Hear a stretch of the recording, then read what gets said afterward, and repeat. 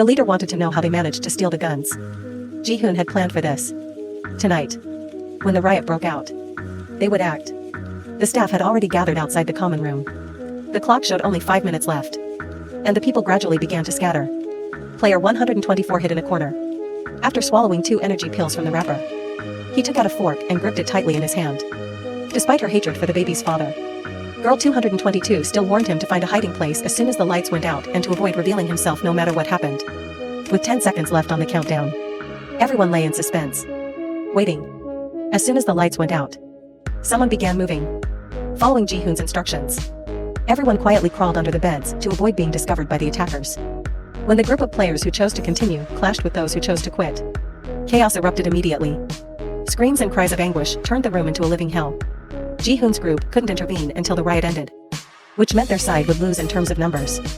However, if they joined in, someone could die or get injured, jeopardizing the plan. Missing this opportunity would result in greater losses. So even at the cost of many lives, they had to put an end to the game for good. The riot would be quickly suppressed because if all the players died or were injured, there would be no one left to continue playing. Min-soo, hiding above, happened to see Girl 380 being attacked by player 124. He dropped a glass bottle to create a distraction, allowing her to grab a shard and counterattack. But in the end, she couldn't fend off the lunatic. When the staff deemed the situation had escalated enough, they stormed in to suppress everyone, first cleaning up the fight without paying attention to the dead.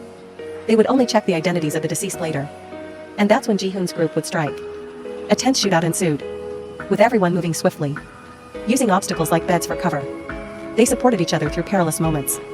Ji-hoon's group had the advantage of terrain, hiding among overturned beds and positioning themselves in different spots for optimal support. The guards, taken by surprise, had a scattered formation.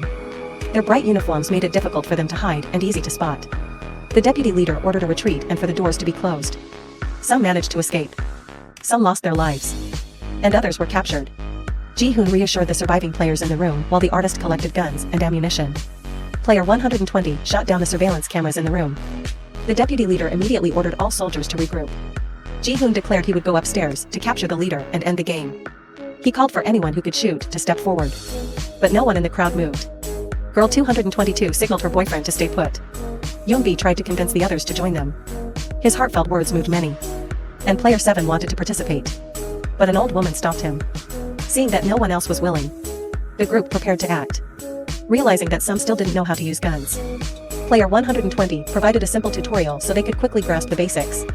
The captured staff member, a young boy with a baby face, was now tasked with leading them to the leader's location. The loudspeakers announced that it was bedtime and anyone leaving their rooms would be disqualified from the game. At that moment, Ji-hoon shouted for everyone to get down as 3 gunmen above started shooting toward them. Player 120 was supported and ran to a more advantageous position. She quickly helped them defeat 3 enemies. Gunshots rang out, and the 388th soldier sat with his hands covering his ears, waiting. Ji-hoon ordered them to stop shooting, then picked up his gun and continued moving. The soldiers were defending the roads leading to the control area. The officer guiding Ji-hoon's team to an intersection told him that they just needed to turn there to find the entrance to the control area. But a mask was required to pass through the security door. At this point, Ji-hoon noticed the leader standing behind them. The soldiers, who had been hiding, suddenly launched a fierce attack. They didn't have time to react. And one person was lost. Not wanting to waste time, Ji-hoon told the leader to stay behind and buy time while he went with Yoonbi to the control area. There were many doors there, but nothing inside. Ji-hoon noticed a scanner at the entrance and quickly put on a mask, which allowed him to pass through. Yoonbi cautiously inserted his gun, just in case they needed to retreat. He was curious why Ji-hoon had called him along. "Because you're my friend," Ji-hoon replied. He reported to the leader and then continued moving forward. They followed the path the soldiers had taken. The deputy leader immediately sent another team to guard the stairs. Outside, the number of soldiers was steadily increasing. The gunfight is still raging fiercely. They started to circle around behind them and attacked unexpectedly. Someone wanted to move, but the leader refused. On the staircase, Ji-hoon and Yoonbi were slowly falling into a disadvantage as they were running out of ammunition. Outside, others were facing the same situation. Ji-hoon told them to return to the common room, where the staff's bags contained extra magazines. The leader then led 2 others to assist him. Player 120 planned to go back to the common room to grab more ammo. But the Marine, number 388, told him she would go. She instructed him to follow paths where the cameras were disabled and gave him a gun for self-defense. Ji-hoon needed more ammo to hold on until the Marine arrived.